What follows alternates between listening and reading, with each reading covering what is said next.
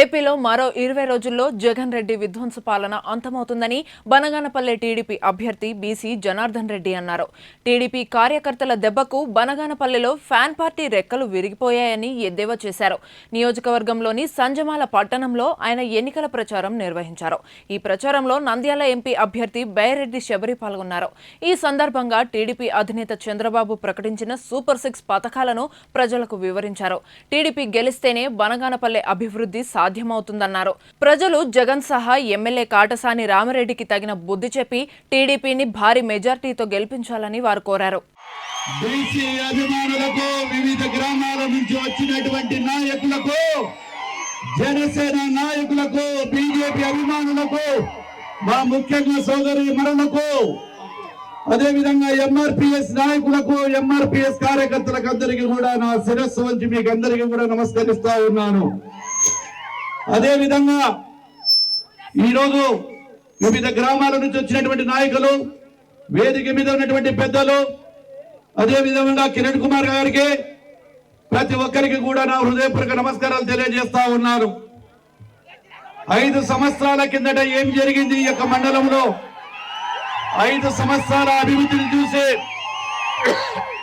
ఒక్క ఛాన్స్ పెడుతూ అధికారంలోకి వచ్చినటువంటి ఈ యొక్క జగన్మోహన్ రెడ్డి పరిపాలన ఏ విధంగా విధ్వంసంతో మొదలైంది. ఎప్పుడైతే విధ్వంసంతో మొదలైందో ఆ విధ్వంసం వలన జరిగినటువంటి రాష్ట్రం కుంటుపడిపోయింది. అనేకమైన సంక్షేమ పథకాలలో కూడా నిబంధనలు పెట్టారు. ఆ నిబంధనలలో పెట్టి ఈ రోజు తొట్లు పడుతూ ఉన్నారు. ఈ రోజు ఇక్కడికి ఈ రోజు గొప్పగా చెప్పుకునేటువంటి ఈ యొక్క నాయకులు ఎక్కడ అభివృద్ధి చేశారో మీరు ఒక్కసారి చూడాలి. గత తెలుగుదేశం ప్రభుత్వంలో చేసినటువంటి సీసీ రోడ్లు, అదే విధంగా గ్రామాలకు జరిగినటువంటి రోడ్లు, ఈ రోజు ఇక్కడ నుంచే మండల హెడ్ క్వార్టర్ నుంచి కాన్స్టెన్సీకి పోవాలంటే గోయలకుండగా ఏ విధంగా ఉందో ఒక్కసారి ఆలోచన చేయండి. ఈ రోజు మీరు అందరూ ఒక్కసారి ఆలోచన చేయండి.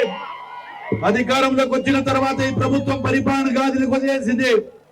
అదే విధంగా ఇంతకు సోదరిమణి శబరి గారు చెప్పారు, ఎక్కడ ఉన్నాడో ఎంపీ గారు అని చెప్పి అడుగుతా ఉన్నారు. తనకు సంబంధించిన ఎంపీ నిధులతో ఎక్కడైనా చేశాడా?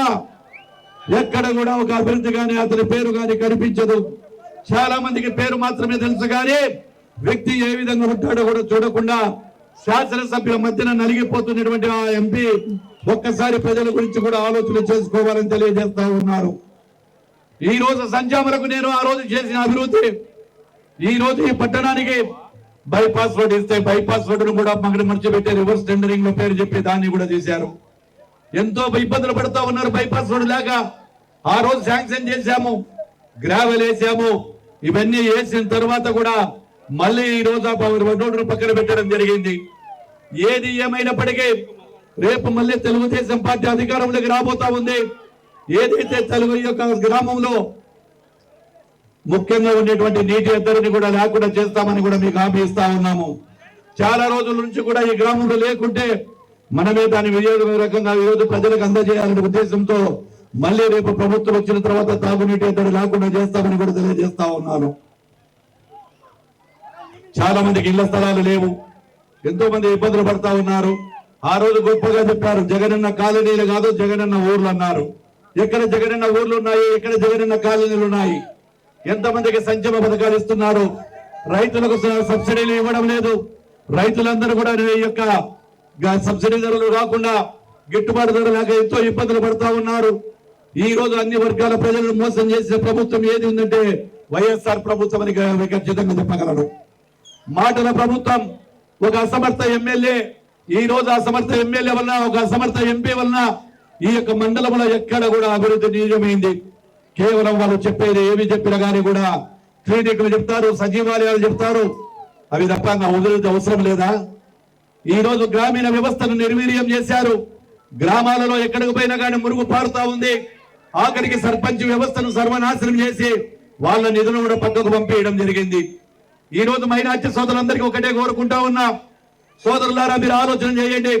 గత ప్రభుత్వంలో మైనార్టీలకు లోన్లు ఇవ్వడం జరిగింది, రంజాన్ తోఫా ఇవ్వడం జరిగింది, షాదీకి వాళ్ళకు ముబారక్ వాళ్ళకు కూడా ఇవ్వడం జరిగింది. అదే విధంగా పేస్మాంలకు, ఇమాంలకు, మసీదులకు కూడా ఇచ్చిన ప్రభుత్వం ఈ యొక్క తెలుగుదేశం ప్రభుత్వం. ఈ రోజు కేవలం మేము ఇండియాలో ప్రజల కోసం, రాష్ట్ర భవిష్యత్తు కోసం బీజేపీ ఎన్డీఏలో చేరితే దాన్ని కూడా రాజకీయం చేస్తా ఉన్నారు. ఇప్పుడు అదే ఎన్డీఏకు సంబంధించిన ఈ యొక్క వైఎస్ఆర్ పార్టీ వాళ్ళు చెప్తా ఉన్నారు. ఇదే వాళ్ళ మంత్రి కూడా చెప్పడం జరిగింది, మేము కూడా బీజేపీతోనే ఉన్నాము గతంలో నుంచి కూడా అని చెప్పడం జరుగుతూ ఉంది. మీరందరూ ఒక్కసారి ఆలోచన చేయండి. రేపు అధికారంలోకి వస్తే ఎన్డీఏ ప్రభుత్వం వస్తే కేంద్ర నిధులతో మన గ్రామాలే కాదు, మన యొక్క నీటిపారుదల శాఖను కానీ ఇంకా ఏదైనా గ్రామీణ వ్యవస్థను కానీ కావాలంటే కేంద్ర ప్రభుత్వం అండదండలు ఉండాల్సిన అవసరం ఉంది. కాబట్టి ఈ రోజు మన యొక్క దూరపు ఆలోచనతోనే మన చంద్రబాబు నాయుడు గారు వారిని తీసుకోవడం జరిగిందని కూడా తెలియజేస్తా ఉన్నారు. అదే విధంగా ఈ రోజు ఈ యొక్క సూపర్ 6 పథకాలు ప్రజలకు తీసుకెళ్లాలి సోదరులందరూ, కార్యకర్తలు.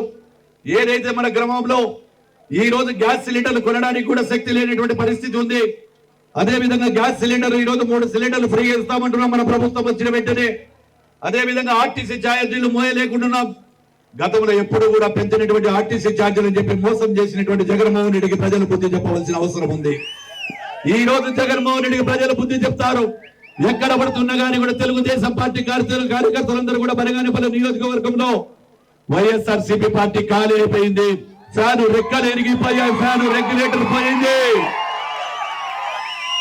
ఫ్యాన్ రెక్కలు అయిపోయినాయి. తెలుగుదేశం పార్టీ కార్యకర్తలందరూ కూడా ఫ్యాన్ రెక్కలు ఉంచేశారు. అదే విధంగా ఈ రోజు ఒక్కసారి ఆలోచన చేయండి మహిళలందరూ కూడా. ఆ రోజు నిబంధనలు లేకుండా ఇస్తానన్నాడు అమ్మఒడి. ఈ రోజు నిబంధనలు పెట్టి అమ్మఒడి కూడా కేవలం ఇద్దరికి చెప్పి ఒక్కరికి ఇస్తా ఉన్నాడు. ఆఖరికి జగన్ మామయ్య చిన్న పిల్లల దగ్గర కూడా 2,000 రూపాయలు తీసుకుంటున్నామే, సిగ్గు అనిపించలేదా అని అడుగుతా ఉన్నాను. పిల్లల దగ్గర కూడా 2,000 రూపాయల కమిషన్లు తీసుకుంటా ఉన్నాడు. అదే విధంగా చాలా మందికి 5 సంవత్సరాలు పడవలసింది కేవలం 3 సంవత్సరాలే పడింది. ఈ రోజు ఆ తెలుగుదేశం ప్రభుత్వం నాడు 2,000 చెప్పి 3,000 రూపాయలు పింఛన్ ఇస్తానని చెప్పినటువంటి ఈ యొక్క ముఖ్యమంత్రి జగన్మోహన్ రెడ్డి ఈ రోజు నెలల వారీగా సంవత్సరానికి 250 రూపాయలు పెంచడం జరిగింది. ఇలా చెప్పకుండా పోతే వారి అవినీతికి అడ్డమే లేదు. ఇక మన ఎమ్మెల్యే గురించి చెప్పాలంటే కథలుగా చెప్పొచ్చు. ఎన్ని రోజులు చెప్పినా ఎమ్మెల్యే అవినీతి గురించి కానీ దాని గురించి కానీ చెప్పాలంటే స్థానిక నాయకులకు తెలుసు, ప్రజలకు తెలుసు. ఇక్కడ ఒక నాయకుడు ఉన్నాడు, ఎవడు ఏది తెలుగుదేశం పార్టీ అభిమానులకు చెప్తే ఆ నాయకుడు ఎప్పుడు ఆయనకు జీవితం అంతా అతందే అనుకుంటున్నాడు రాజ్యం. తెలుగుదేశం పార్టీ అధికారంలోకి వచ్చిన తర్వాత ఏదైతే నువ్వు అక్రమ కేసులు పెట్టావో ఆ నాయకుడికి హెచ్చరిస్తా ఉన్నాము. మా నాయకులకు ఈ మండలంలో పెట్టినటువంటి ప్రతి వారికి వడ్డీలు చెల్లించి వారికి కూడా అదే గతి పడుతుందని చెప్పి కూడా తెలియజేస్తా ఉన్నాను.